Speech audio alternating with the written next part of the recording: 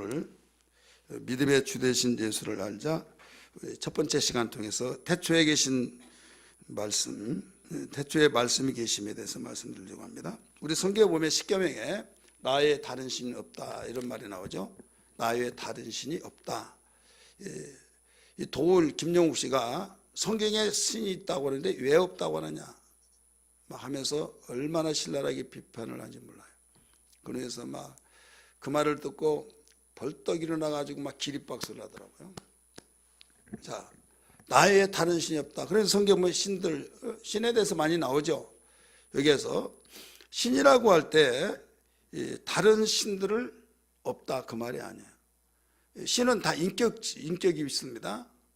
다른 인격을 가리키고 있는 것이 아니라 여기서는 나 외에 다른 신이 없다 하는 말은 자존자를 말하고 있는 거예요. 스스로 계신 신.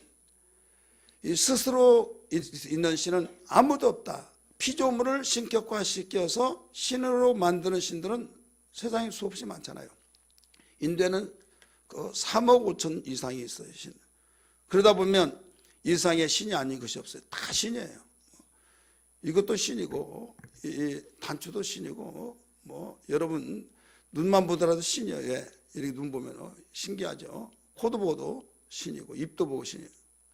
신 아닌 것이 3억 5천 가지를 한번 세어보세요. 안 세어진 거 없죠. 다. 그렇기 때문에 돌멩이 하나하나 다 신인데 그들은 거기에 자기의 목숨을 걸고 빌고 있어요. 근데 나 외에 다른 신이 없다 한 것은 자존한 신은 없다. 나 외에는 없다 이거죠. 우리가 성경 속에서 무엇을 발견해야 되는가 하면 내가 믿는 예수님, 믿음의 대상이신 예수, 그분을 어떻게 보느냐 이거예요.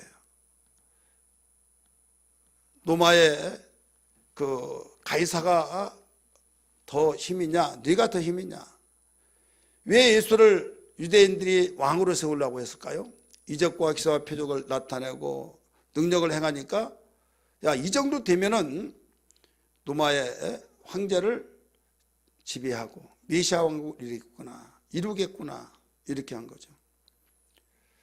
이 성경을 통해서 예수님이 오늘 본문의 말씀 사도 요한을 통해서 무엇을 가르쳐 주는가 하면 태초의 말씀이 계시니라. 이 말씀이 하나님과 함께 계셨으니 이 말씀은 곧 하나님이시니라 이렇게 나오죠. 그래서 우리가 말씀과 태초부터 계신 말씀을 좀 구분할 줄 알아요. 하나님의 말씀, 태초부터 계신 말씀. 대부분 사람들이 똑같이 보는 경향이 있는데 의미가 달라요. 예수와 그의 말씀은 다르듯이 엄연히 다르죠. 예수님과 예수님의 입에서 나온 말씀은 달라요. 그런데 말씀이라고 하면 요한복음 1장 1절 이하의 말씀, 태초에 계신 말씀을 똑같이 알아버려요. 똑같이 같이 본다 이거죠. 이건 아닙니다.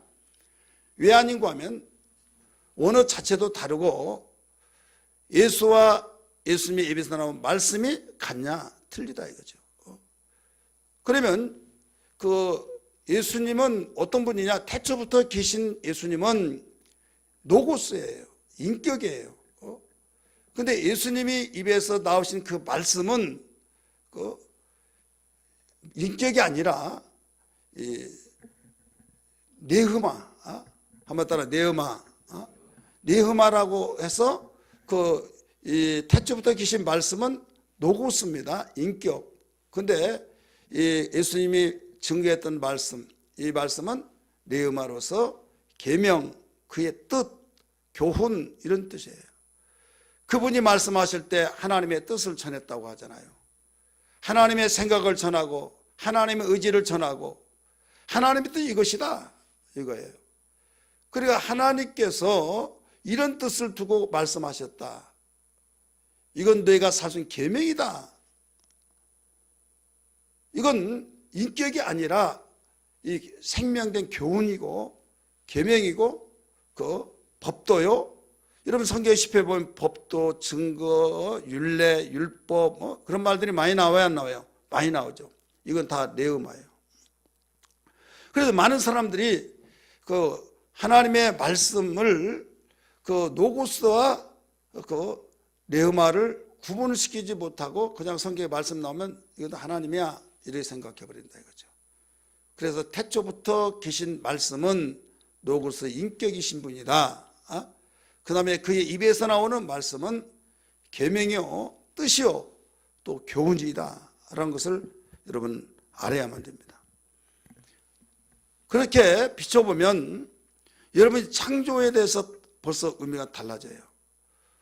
우리는 어렸을 때부터 그 창세기 1장 1절 말씀을 통해서 요리문답이라고 하는 것을 배웠어요. 문제 하나 물어보면 대답을 하고, 하나님이 세상을 누가 창조하셨습니까? 하나님이 창조하셨습니다. 뭘로 창조하셨습니까? 말씀으로 창조했습니다.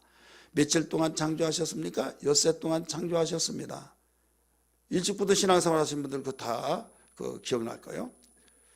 그러면 태초에 하나님이 천지를 창조하시는데 그 창조를 어떻게 하시냐? 하나님 말씀으로 창조하신 걸로 알고 있다 이거죠. 왜? 그 말씀 자체로서 그 창조했다 이렇게 나오는데, 구약만 보면 그렇게 인식을 하고 나오는데, 요한복음 1장 3절의 말씀 보니까 그 만물이 그로 말미암지 않고는 지어지지 않은 일이 없다 이게 나와요. 3절 같이 읽습니다. 시작. 그분이 만물이 그로 말미암아 지은 바 되었으니 그 지은 것이 하나도 그가 없이 된 것이 없느니라. 자, 그가 누구예요? 그로가 누구예요? 태초부터 계신 말씀. 태초부터 계신 말씀인데 그분은 하나님 아버지의 품속에서 하나님과의 영광을 누리고 있고 영화로운 삶을 살았다 이거죠. 예수님이 그의 기도에서 가르쳐 주셨어요. 요한복음 17장 5절의 말씀 보면 아버지여 내가 창세전에 아버지와 영화를 누렸다라는 그 기도가 나오죠. 한번 성경 볼까요?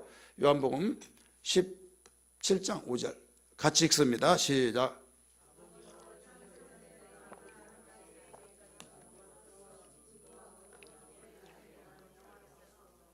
아멘. 아버지여 창세전에, 이 창세전에 어디 계셨어요? 아버지의 품속에서. 태초의 말씀이 계시니라 라고 하는 바로 그때, 이 세상을 창조하기 전에 아버지와 함께 가졌던 영화로서 지금도 아버지와 함께 나를 영화롭게 하옵소서 나오죠. 지금 노고스예요. 뜻, 계명, 교훈 그게 아닙니다. 그러니까 예수님이 이 세상에 오시기 전에 하나님 아버지와 영화를 누렸고 그 영화를 누렸던 그분이 이 세상에 말씀이 육신이 돼서 오셨다. 오셨을 때 바로 예수 그리스도라고 말합니다. 따라서 합시다. 예수 그리스도. 그래 예수 그리스도라고 말씀하신 그 이유는 뭐냐? 예수라는 단어는 무슨 뜻이에요? 이름이 구원자, 자기 백성을 죄 가운데서 구원할 자이심이라 나오잖아요. 그리스도 바로 직분이에요. 나는 홍순대예요. 목사는 직분이에요. 그렇기 때문에 예수는 하나님의 아들로서 이 세상에 보내심을 받고 오셨는데 그 구원자란 이름을 뜻을 가지고 있고, 여러분 이름마다 다 뜻이 있잖아요. 직분이 그리스도라 이거죠. 히브리 말로 메시아. 그래서 말씀으로 계셨을 때는 태초부터 계신 말씀이라 이렇게 말씀했어요. 그래서 우리는 그분을 구세주라 이렇게 인간을 구원하는 하나님의 구세주다 이거죠. 사람들이 추대해서 구세주입니다. 사람이신 구세주가 아니라 바로 하나님의 구세주다 이거예요. 하나님이 죄 가운데 인간을 구원하셨다. 구원하실 분으로 오셨기 때문에 구세주다, 구원자다 이런 뜻이에요. 그러면 지금 창조에 관하여서 우리가 믿는 지금 예수님, 믿음의 주가 되신 예수를 알자 말씀하시잖아요. 그러면 창조에 관해서도 히브리서 1장 2절 3절에서도 가르쳐 주고 있어요. 히브리서 1장 2절 3절을 또 찾습니다. 히브리서 1장 2절 3절 같이 읽을까요? 시작. 이 아들을 만유의 상속자로 세우시고 그로 말미암아 모든 세계를 지으시느니라. 자, 그로 말미암아 뭐라고 그랬어요? 모든 세계를 지으시느니라. 자, 그로 말미암아, 그가 누구예요? 태초부터 계신 말씀이신 분, 그분이 세상을 창조하셨다 이거죠. 그 누가 창조하셨어요? 예수 그리스도가. 쉽게 말해서 말씀으로 계셨을 때 노고스 되신 그분이 창조하셨다. 골로새서 1장 16, 17절 또 봅니다. 골로새서 1장 16절, 17절.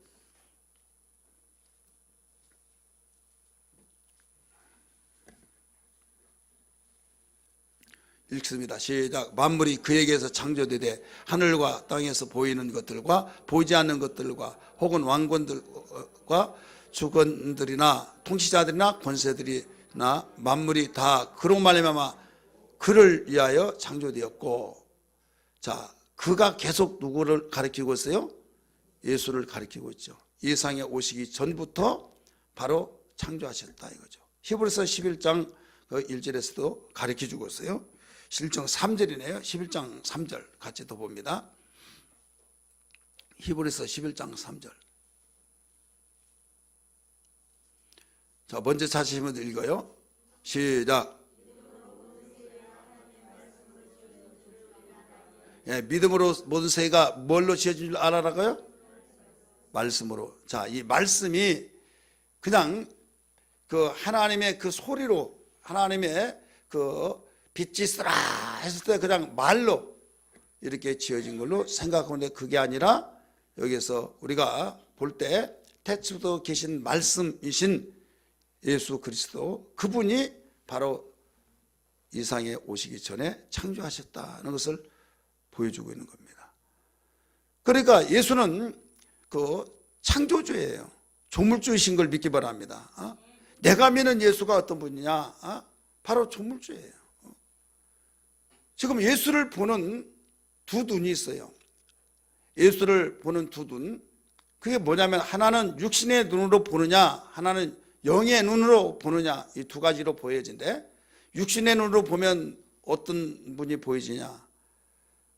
목수의 아들로 천박한 직업을 가졌고 또 별 볼 일 없는 나사렛 촌동네 산 중턱에서 살았고 학벌도 없고, 그래서 예수님이 오늘 읽지 않았지만 쭉 이 아래 보면 10절의 말씀 보면 예수님이 자기 땅에 자기 백성에 왔다 이거예요. 그런데 영접지를 않다 이거죠. 영접을 안 한다. 우리 요한복음 1장 10절 한번 봅니다.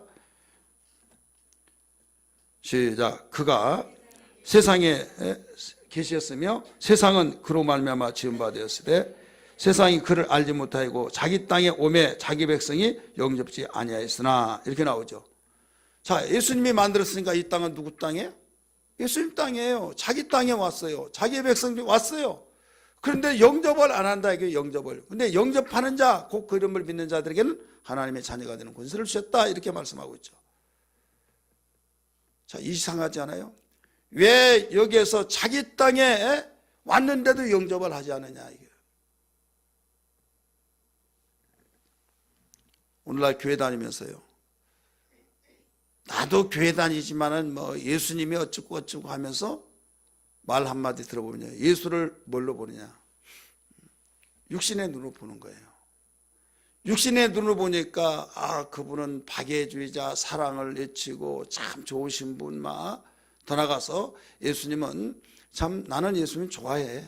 좋아하지만은 하면서 왜 그래 안 믿냐 그러면 나는 존경한다고 하면, 왜? 두 가지예요. 하나는 존경해서 존경하는 사람이 있고, 예수는 많이 다 좋아하고 존경한다는데 자기는 예수를 안 좋다 하면 이상한 사람으로 여겨질까 봐 또 그렇게 말하기도 하고, 육신의 눈으로 보니까 그래요. 그래서 이미 이사야 선지자는 예수님이 오실 때 풍채도 없고 모양도 없고 흠모할 만한 것도 없고, 그러면 사람들에게 버림을 받았고 자기가 잘못돼서 하나님께 징벌을 받아서 지금 매를 맞는다 이렇게 말한다고 가르쳐주고 있죠. 이사야 53장 2절부터 4절까지 보면 왜 사람들이 예수를 그렇게 보느냐, 이게 믿음의 대상으로 보지 않냐고, 하나님의 아들로 하나님이신 예수로 보지 않냐고 왜 그렇게 보느냐 이거예요. 이것은 육신의 눈으로 보니까 그래요. 수십 년 동안 교회 다니고 직분을 가졌고 심지어는 가르치고 또 전도하는 사람 자신도 예수를 육신의 눈으로 보는 그 사람에게 뭐가 나오겠어요? 내가 아는 만큼 그에게 영향을 주는데 내가 믿는 예수가 그냥 육신의 눈으로 볼 때 더 이상 어디까지 보겠느냐 이게요. 두 번째 뭘로 보냐? 믿음의 눈으로. 믿음의 눈으로 보면, 영안으로 보면 어디에서? 태초부터 계시는데 아버지의 품속에서 함께 하나님 아버지와 영화를 누렸다.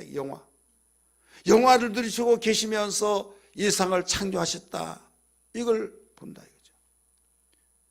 자, 태초부터 계신 분, 자존하신 분이에요. 노구스로 계셨어요. 말씀으로 계셨어요. 천지를 창조하셨어요. 그러면 그분 앞에 무릎 꿇지 않을 사람이 있을까요?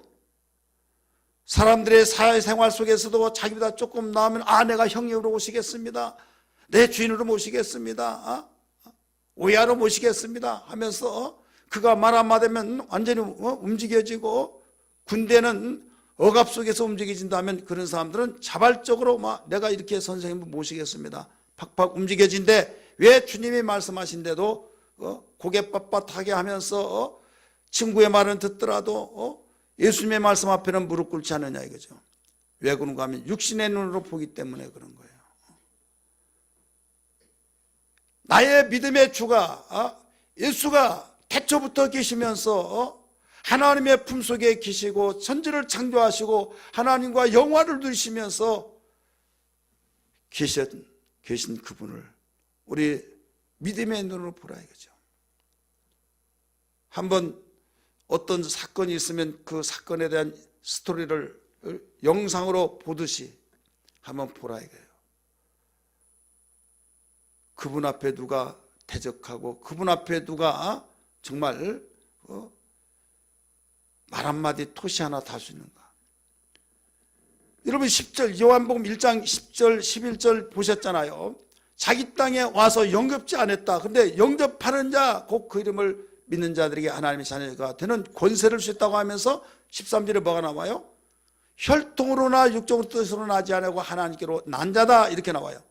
그러니까 단순한 육의 눈으로 예수를 영접한 것이 아니라 믿음의 눈으로 예수를 보고 영접해야 된다 이거죠. 하나님이신 아들, 하나님이신 예수 그리스도를 우리는 볼 줄 아는 눈이 열려져야 된다 이거죠. 많은 사람은 그냥 내 눈으로 보고 예수 믿어 이런 분이구나.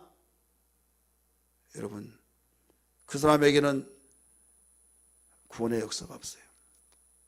예수 때문에 어떤 이는 참으로 지옥 가고 어떤 이는 영생을 얻고 예수 때문에 어떤 분은 팔자를 고치고 예수 때문에 정말로 생명을 얻고 예수 때문에 불행에서 행복으로 바뀌어지지만은 어떤 사람은 예수 때문에 닭살 돋고 예수 때문에 증오하고 예수 때문에 예수 내가 어떤 일이 있더라도 예수 하나님 다 맡겠다 하면서 증오하는 대상이 있다 이거죠. 왜 그러느냐? 여러분 아무리 내 마음에 맞지 않더라도 그분이 절대적이라고 한다면 무릎 꿇어야 안 꿇어요? 꿇죠. 세상이 그러잖아요.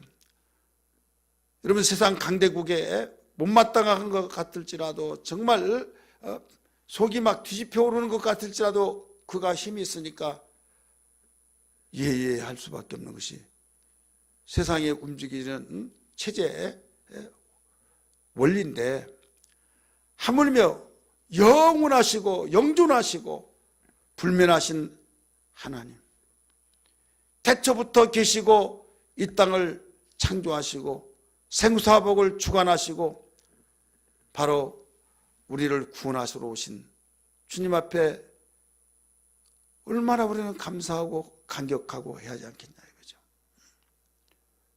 왜 그러느냐? 영의 눈으로 보지 못해서 그렇다. 어떤 사람이 은혜를 사모합니다. 주님 나에게 은혜를 주옵소서.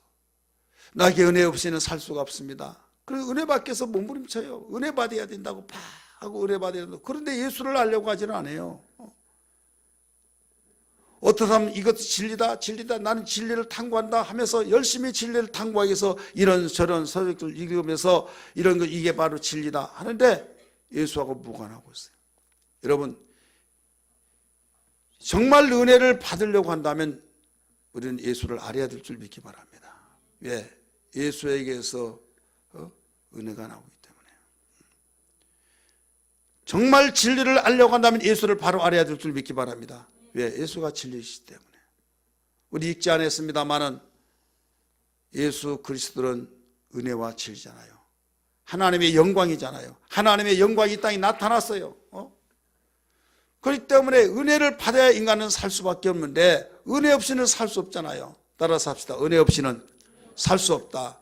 은혜 없이는 살 수 없게 주님 은혜에 나에게 허락해달라고 하는데도 예수를 멀리한다 이거예요. 예수님 말씀은 듣기 싫어하고 세상 톱뉴스나 세상의 어떤 시사적이고 세상 윤리 도덕 또한 어떤 그 코미디한 이런 소리는 너무 좋아서 시간 간 줄 모르고 듣고 그런데 왜 진리 대신 주님에 대해서는 알려고 하지 않느냐 이거예요. 이상하지 않아요? 정말 은혜를 받아야 산다고 하면서도 은혜의 주가 되신 주님에 대해서는 무관심하고 있지 않느냐 이거죠. 우리 16절 한번 같이 봅니다. 16절 시작. 우리가 다 그의 충만한 데서 받으니 은혜 위에 은혜더라. 율법은 모세로부터 말미암아 주어지고 은혜와 진리는 예수 그리스도로 말미암아 온 것이니라. 아멘. 은혜와 진리는 예수 그리스도로부터 나온 것이다. 그러니까 은혜 예수님께서부터 나온 거예요. 진리 예수께로부터 나온 거예요. 그러니까 은혜를 알고 진리를 알려면 예수를 알아야 된다. 그래서 저는 여러 가지 고민을 하면서 우리는 다시 정말 가면 갈수록 우리가 배울 것도 많고 알아야 할 것도 많지만은 우리가 믿음 생활하려면 예수를 바로 알아야 된다. 저는 각오하고 이 주제를 가지고 오늘 시작을 한 겁니다. 장장 몇 년이에요? 1년. 그러면 예수에 대해서만 1년 동안 계속 한다고. 여기서 조금 무슨 시간 내가 또 어디 가고 그러면 조금 늘어나겠죠. 이와 같이 깊이 있는 우리 예수를 바로 알고 그 앞에 무릎을 꿇어야 될 줄 믿습니다. 똑같이 예수 이름을 부르면서도 변화가 되지 않고 예수 이름을 부르면서 정말 그분을 제대로 안다고 한다면 우리는 목숨을 내놓고 정말 그를 그 앞에 경배하고 찬양하고 주님께 영광이 있습니다. 주님밖에 없습니다. 이 고백이 되어야 할 텐데 우리는 내 기분 내가 조금만 기분 틀리면 그냥 다 예수 보고 다 때려치우고 뒤집혀져 버린다 이거죠. 이게 예수하는 삶이냐 이거죠. 초대교회 사람들은요 예수 그분만을 위해서 목숨을 내놓고 순교하고 가죽을 벗기면서 그러면서도 주님을 바라보면서 그때 사람이나 지금은 똑같아요. 근데 왜 그러냐 이게요. 그들이 모자라서 그렇습니까? 아니에요. 예수를 아느냐 모르냐에 따라서 차이가 있는 걸 믿기 바랍니다. 그래서 믿음의 주 되신 예수님은 이런 분인데 내가 10번, 100번, 정말 1000번, 10,000번이라도 그 앞에 무릎을 꿇어서 주님은 나의 하나님의 아들이시오 나의 구원자십니다라고 고백이 되어야 할 텐데 나의 취미생활이 구원자고 내 행복이고 그러다 보니까 내 취미생활 때문에 주님 등 돌린 경우가 있다 이거죠. 우리 어떤 일에 있어도 예수님은 나의 믿음의 주가 되신 예수가 되어야 될 줄 믿습니다. 아무리 화가 나고 속상한 일이더라도 예수님 앞에서는 여러분 우리가 정말 정제된 신앙이 되어야 될 줄 믿습니다. 여러분 좀 어려운 사람, 부모, 좀 내가 그 주변에 볼 때 나 혼자 같으면 막 소리 지르고 그러고 싶지만은 누가 한 사람 있으면 절제가 되잖아요. 정제가 되잖아요. 하물며 사람 하찮은 한 사람도 그렇게 조심해서 정제가 되면서 절제성이 있는데 여러분 나의 왕으로 모셨고 구세주로 모신 주님을 제대로 안다고 한다면 우리는 좀 수그러지지 하지 않겠냐 이거죠. 누구 앞에? 주님 앞에.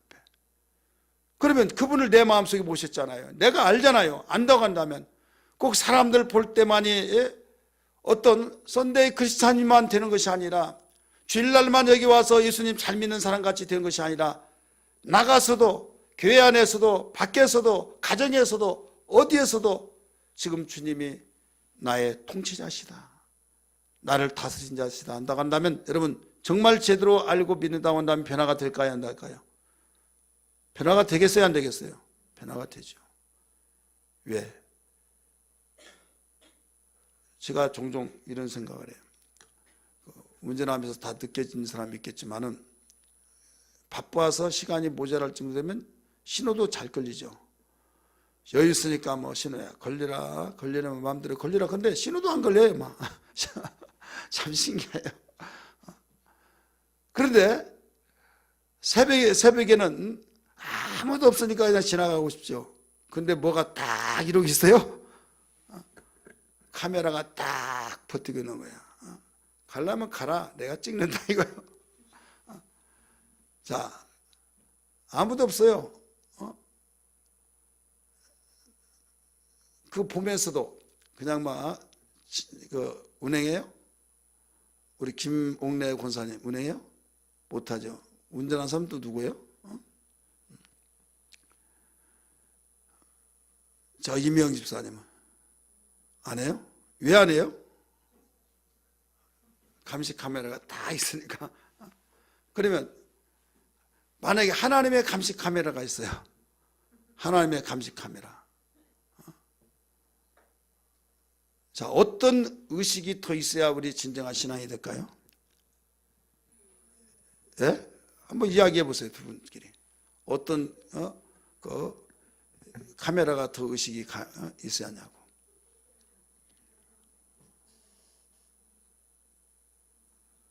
무슨 카메라가 돼요? 말은 잘해요. 그럼 또 말 못하면 왜 또 말하냐고. 잘하셨어요. 정말 그게 우리의 신앙이 돼야 될 줄 믿습니다.